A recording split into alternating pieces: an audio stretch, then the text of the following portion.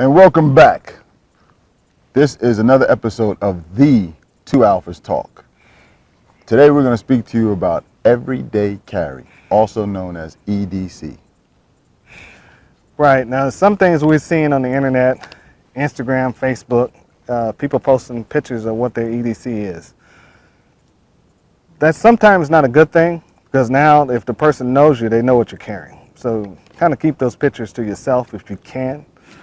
Or if you do post a picture of an EDC, make sure it's a fake picture and that's not what you're actually carrying. But one of the things I've been noticing, everybody's got one gun or two guns down and three different flashlights. There's no purpose if you're carrying three flashlights. You only need one. You got one hand you're going to be using it in. If the flashlight goes down, shoot in the freaking dark. You don't need all those flashlights. Make sure your flashlight's always working. But the biggest thing I don't see you guys carrying is medical. This is a Cat 7 tourniquet and an Israeli blood stopper, 6 inches. You need to be carrying that. It's not for you patching up the guy that got shot. It's for you to be patched up if you get shot. You guys are carrying keys, lip balm, all types of other stuff in your EDC. And when you have a primary and a secondary weapon, you got only see maybe one magazine or no extra magazine. Why is that? You guys think you don't need it, okay? But is your secondary weapon, is it accessible as fast enough as a reload? If it's not, you need to carry 2 extra magazines, or at least one to support that primary weapon.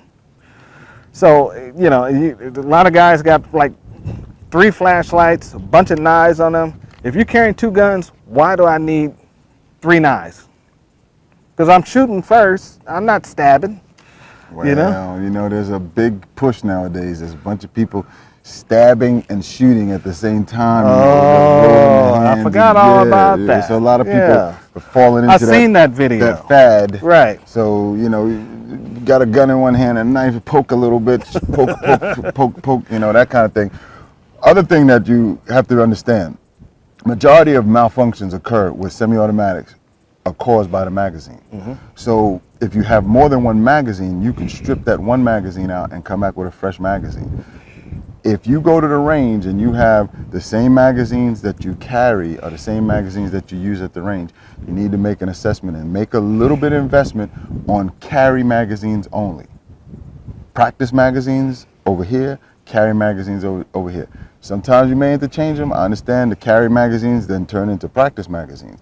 But you need magazines that are going to be 100% reliable. There's a particular company that always messes with me nowadays with social media, and their whole problem with their firearm was their magazine. They've gotten a lot better. I'll give them that credit. You know what I'm talking about. I'll give them credit. They've gotten better with their magazines. The feed lips are a lot better. I'm still allergic to it, but none the problem.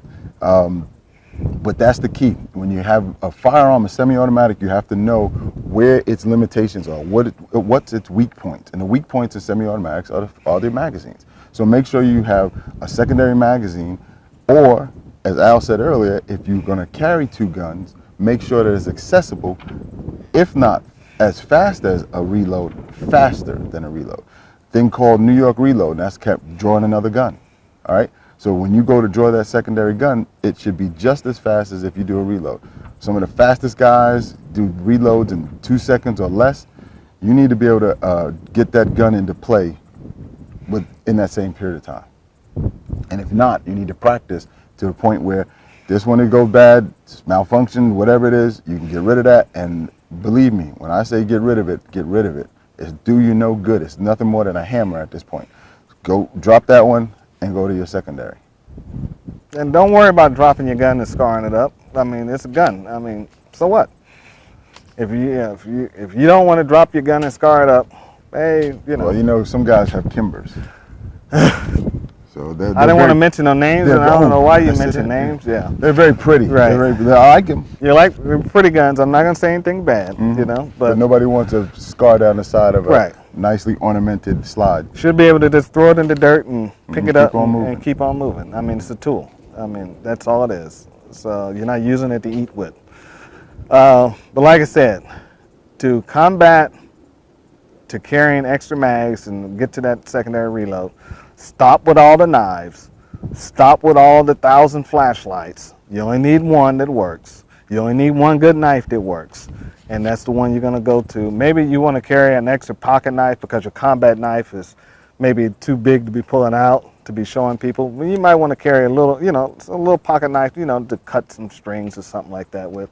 Most guys do. I don't have a problem with that, but you don't need 2 combat knives and a boot knife and neck knife. Yeah, the neck knife. Come on now. Let's stop. And the flashlights, you only gonna, like I said, you just need one. All right. One last point on the flashlights. What we're saying is if you have a flashlight mounted on your firearm, that's what you decide to do, that's cool. Have one extra light that you can handheld. So Right. you don't have to take the pistol and point it at what you want to. Trying to change your tire. Exactly. You're trying to change your tire at dark. What, I'm going to pull my pistol up and flip the flashlight on and be pointing at it while I'm sitting on the highway? Exactly. No, I'm going to pull the other flashlight out and use that. So you got to use common sense on most of this stuff. Because a lot of times people get the old phrase mixed up. If one is good, 2 is better. When it comes to EDC carry, you want to minimize it. You want the least amount as possible because this is to get you out and get you back home. It's not for survival in the frozen tundra somewhere. And carry your EDC in the same exact spots every day. If your medical's in your left pocket, don't be moving it to your right tomorrow. Because the reason being, once something happens and the momentum starts going, you just want to use muscle memory and just go to those certain things and just grab what you need. Okay? So, something to think about. All right? Remember, we're on YouTube, social media, Instagram, Facebook. Look us up. Send us your questions. Send us your topics that you want. And we'll see you on the range for the next time. All right? See you in the range.